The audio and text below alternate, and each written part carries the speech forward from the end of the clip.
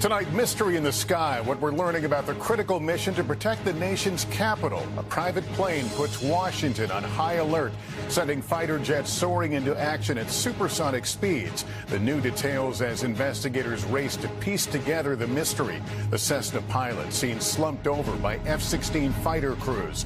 The clues being combed through at the crash site, and what we know about the family on board. A mother and a 2-year-old among the lives lost. Investigation inflection point. Donald Trump's lawyers meeting with special counsel Jack Smith over the classified documents case. The grand jury set to reconvene. All as more Republican contenders jump into the 2024 race. A Chinese warship nearly colliding into an American destroyer days after a Chinese jet flew by an American surveillance plane. China's new warning to the U.S. An NBC News exclusive, the investigation into a dangerous drug partnership on U.S. soil. Chinese criminal groups working with Mexican cartels. How America became the middleman. Plus our look into the future with Apple's new virtual reality headset. But is its price tag a reality for shoppers? This is NBC Nightly News with Lester Holt. Good evening. It's great to be back with you. Tonight, the mystery behind the tragic fate of a private jet that flew for hours in radio silence has investigators focused on a remote section of Virginia where the plane crashed to earth on Sunday. The highly experienced pilot and his 3 passengers, including a small child, were killed. The plane tracked on radars that flew from Tennessee toward its destination, Long Island, New York, only to turn around and fly back south, with the plane not responding to controllers. Its pilot appearing to be slumped over, according to the crews of Air Force F-16s sent to intercept the plane as it neared sensitive airspace over the D.C. area. The fighters breaking the sound barrier in a supersonic pursuit of the wayward plane, which crashed over rural Virginia. Tom Costello now with what we know so far. In a remote, thick Virginia forest, investigators are piecing through the decimated remains of that private citation jet that apparently ran out of fuel and crashed as Air Force fighter jets watched, unable to help. Just prior to the incident, the pilot was slumped over. Family members tell NBC New York that Adina Azarian, a prominent real estate broker, was on board with her 2-year-old daughter, Aria.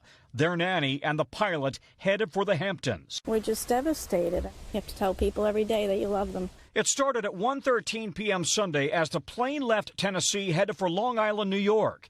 But at 1:28, just 15 minutes later, the veteran pilot stopped responding to air traffic control commands. The plane continued north all the way to Long Island before doing a U-turn and heading back towards Tennessee, still failing to respond to controllers. Number 611 Victor Golf, contact Washington Center 127.902, acknowledge. 6 Air Force fighter jets were scrambled along the East Coast. As the plane approached restricted D.C. airspace, 2 F-16s were authorized to go supersonic. They had to break the sound barrier to get up to speed to get to the aircraft in question. Their twin booms startling residents and pets on the ground as they fired flares, then flew straight at the citation, calling the pilot. This is an armed air defense fighter. You have been intercepted. They quickly saw the pilot was slumped over and unresponsive as his plane continued flying into Virginia, where it crashed, having traveled 300 miles without radio communication. The NTSB is considering whether a sudden loss of cabin air pressure could have incapacitated everyone on board. Just as golf legend Payne Stewart and 5 others were killed in 1999 when their plane lost cabin pressure, then crashed in South Dakota. You have a matter of seconds to get your oxygen mask on, or you will not be able to breathe. It could be anywhere from a matter of 15 seconds up to a minute to get that mask on, and if you don't, you will indeed pass out. So, Tom, if the pilot was incapacitated, how could the plane have done that U-turn and started heading south again? That's what I've been asking all day. One theory is that the plane's autopilot had been programmed to fly to Long Island, then return to Tennessee.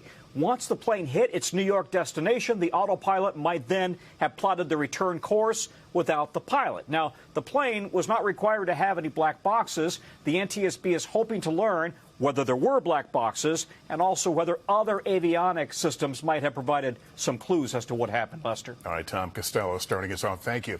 Lawyers for former President Trump met today with a special counsel as the probe of Mr. Trump's handling of classified documents appears to be reaching an inflection point. It comes as more Republicans jump into the race for president. Garrett Hake reports. Tonight, the special counsel's probe of Donald Trump's handling of classified documents entering a pivotal stage, with the former president's attorneys meeting with senior officials, including special counsel Jack Smith, but not the attorney general, at DOJ headquarters this morning. According to a person familiar with the matter, the meeting a possible sign the investigation may be wrapping up. Mr. Trump defending himself last week. All I know is this: everything I did was right. We have the Presidential Records Act, which I abided by 100%. Mr. Trump is already the first former president ever to be charged with a crime. The grand jury investigating him, set to reconvene this week, could also make him the first to face federal indictment. The former president today attacking the investigation as a witch hunt on social media, writing, "How can DOJ possibly charge me, who did nothing wrong, when no other presidents were charged?" Despite his legal challenges, Mr. Trump still holds a commanding lead in polls of the 2024 primary race, as the field of his opponents continues to take shape, with 10 major candidates expected to be in the race by week's end. Thank you, Iowa. I'll see you soon. Former Vice President Mike Pence filing paperwork today to make his White House bid official ahead of a formal announcement Wednesday. Former New Jersey Governor Chris Christie and North Dakota Governor Doug Burgum also expected to join the race this week. And New Hampshire Governor Chris Sununu, a frequent Trump critic who had long flirted with the White House bid, saying today he would not run, telling the Washington Post he believes candidates with, quote, no path to victory should drop out so as not to divide the Republican opposition to Mr. Trump, and pledging he'd work from outside the race to block Mr. Trump from claiming the nomination. Former President Trump and his message, his style, his brand have cost us dearly, and he doesn't represent the Republican Party. So, Garrett, Mr. Trump is still the front runner. Is the rest of the field changing their approach to him? Slightly, Lester. This past weekend, several candidates criticized Mr. Trump for his recent praise of Kim Jong-un, and perhaps his top rival, Ron DeSantis, took aim at Mr. Trump's immigration policies, tentative steps towards taking on the party frontrunner more directly. Lester? All right, Garrett Hake, thank you. In Virginia, the mother of a 6-year-old student who shot his teacher will plead guilty to federal charges. Deja Taylor's attorney said her client will plead guilty to gun and drug charges stemming from the shooting at Rich Neck Elementary. And in a statement, she also wished teacher Abby Zwerner a complete recovery. Tensions are escalating between the U.S. and China after yet another close encounter between the two countries. And tonight there is more fallout. Here's Janice Mackey-Frayer. Tonight, tension mounting between the U.S. and China after another close call, this time in the Taiwan Strait. They want us to stop flying and sailing and operating in support of international law. Not going to happen. The Defense Department releasing this video showing a Chinese warship nearly colliding with an American destroyer, coming within 150 yards of it, forcing the ship to slow down to avoid a crash. The encounter happened Saturday during a joint military drill with the Canadian frigate.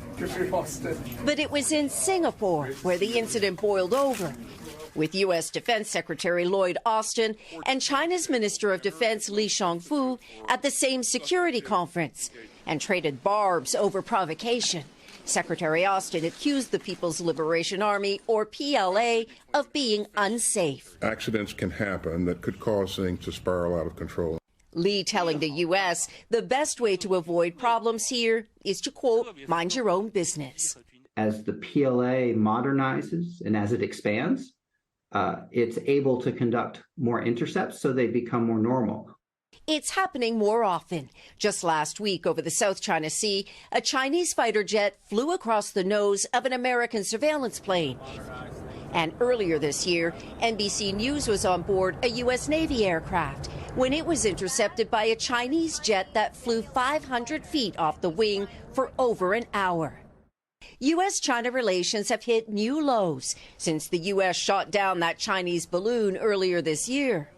China says these encounters are justified to protect its sovereignty in what is a deepening rivalry with the U.S. in Asia. Lester? Janice Mackey-Freyer in Beijing, thank you. In Ukraine, new efforts in the east are provoking a war of words from Russia as it claims a major Ukrainian offensive has failed. Molly Hunter reports from a country on the apparent eve of major battle, where sirens are sounding once again tonight.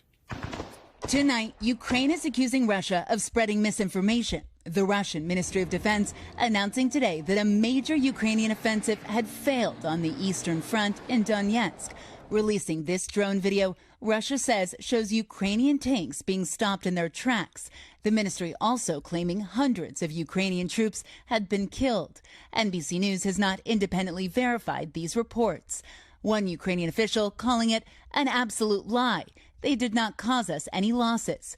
Ukraine's deputy defense minister saying, we are continuing the defense, including counteroffensive actions. But Ukraine is not labeling any battlefield advances, including those in Bakhmut today, as a spring or a nearly summer counteroffensive. Instead, the Ukrainian military announcing a slick campaign of silence. It follows a deadly weekend. A 2-year-old girl killed in a Russian strike in the Ukrainian city of Dnipro. And tonight, the Ukrainian foreign minister confirming Ukraine is equipped and ready. When you go on the counteroffensive, one thing is to have enough of weapons to begin it. But he added, it's a whole other thing to have enough to win it.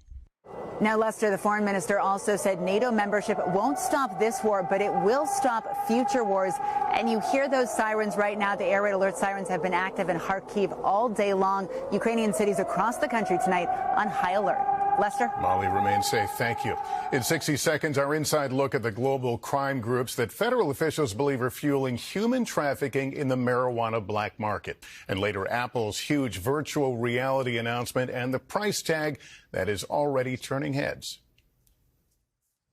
We're back now with our investigation into human trafficking in the illicit marijuana industry. Before tonight, it was hard to tell who is responsible. Now, Jacob Soboroff reports that a sophisticated international money laundering partnership may be to blame, with deadly consequences. It's the latest report in our series, Captives of Cannabis. It's early in the morning in Riverside County, California. These sheriff's deputies are about to execute a dozen search warrants on residential homes. They say they're going to find illegal marijuana grows there and victims of human trafficking working on those grows. But first, they're going to go after the leader of the operation. Is this person a mid-level operator, kingpin, mastermind? I would say this is a mid-level operator. We believe that the people that are ultimately in control are likely in China. Search warrant, open the door! All right. Nice and easy. I got him. What did you guys find in there? We found several documents that ultimately link these suspects living in this home to several of the other locations that we've been investigating. The couple's arrested, and deputies focus on the organized crime ring they say this grow appears to be a part of. We don't know how large this organization is, but we do believe that it is global to some extent. If it is so big, how come you guys are out here alone? Where's the federal government? Where's the DEA? That's a great question. To push for answers, we met Bill Bodner, DEA's special agent in charge of Los Angeles, for an exclusive interview. In our reporting, we've seen Chinese nationals involved in the illicit cannabis trade. The law enforcement that we've been talking to says that they believe that the bosses of those operations are back in China. How is that connected to what you're seeing? The Chinese criminal organizations have such a desire for U.S. dollars in cash that they're getting into a variety of criminal enterprises to create that cash. And I'm surprised to hear that them running cannabis grows, it's generating cash that they're then using to accomplish capital flight out of China. In other words, the DEA says this form of organized crime is one that extends far beyond black market cannabis and is rooted in a desire for Chinese nationals in the U.S. to get their money out of China due to recent restrictions in how much they can take out of the country.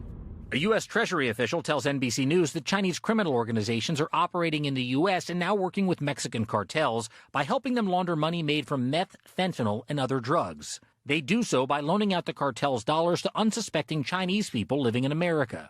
These criminal organizations are then repaid in Chinese currency back in China, and the money launderers buy Chinese products and have them shipped to Mexico, where they're sold and give that money in pesos back to the cartels.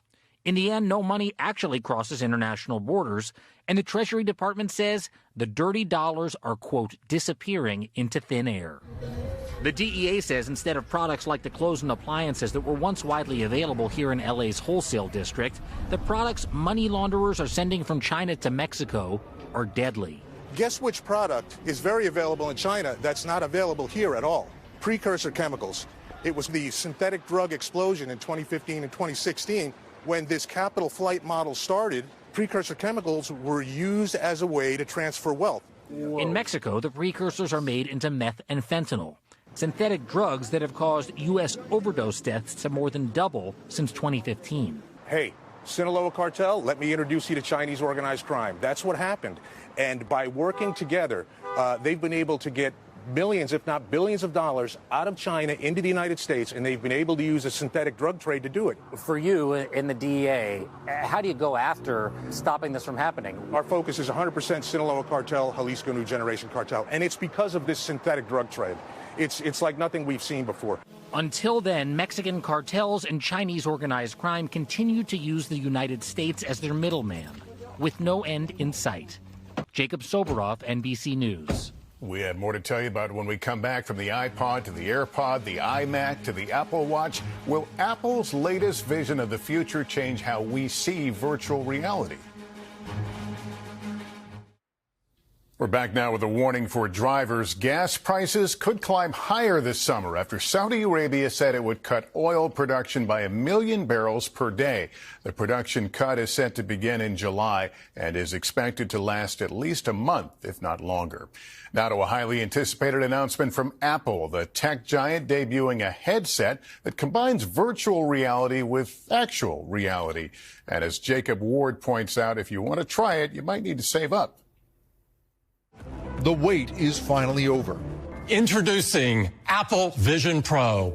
Apple revealing a mixed reality headset, its first new product in years.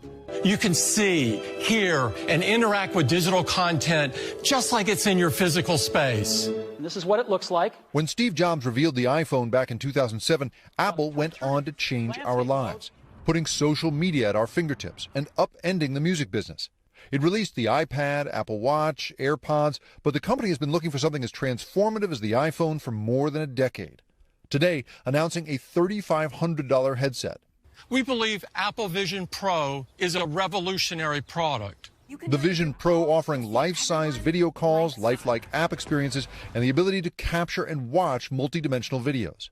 Apple now rivals with Meta and Google in this space. Mark Zuckerberg renamed his company the market leader in honor of his virtual reality ambitions and released a new VR headset last week. But the market doesn't really exist yet. While Apple sells more than 200 million iPhones each year, fewer than 9 million headsets have been sold by any company. The Wall Street Journal's Joanna Stern, a contributor for NBC News, was among the first to test drive Apple's new headset, available to U.S. customers early 2024. In comparison to other VR headsets out there, this thing is very sleek. It is very comfortable to wear. But that is in comparison to what are some pretty clunky, what I call nerd helmets. The company, known for inventing new categories, fighting to dominate one that hasn't quite materialized, at least not yet. Jake Ward, NBC News, Cupertino, California. That's Nightly News for this Monday. Thank you for watching, everyone. I'm Lester Holt. Please take care of yourself and each other. Thanks for watching our YouTube channel. Follow today's top stories and breaking news by downloading the NBC News app.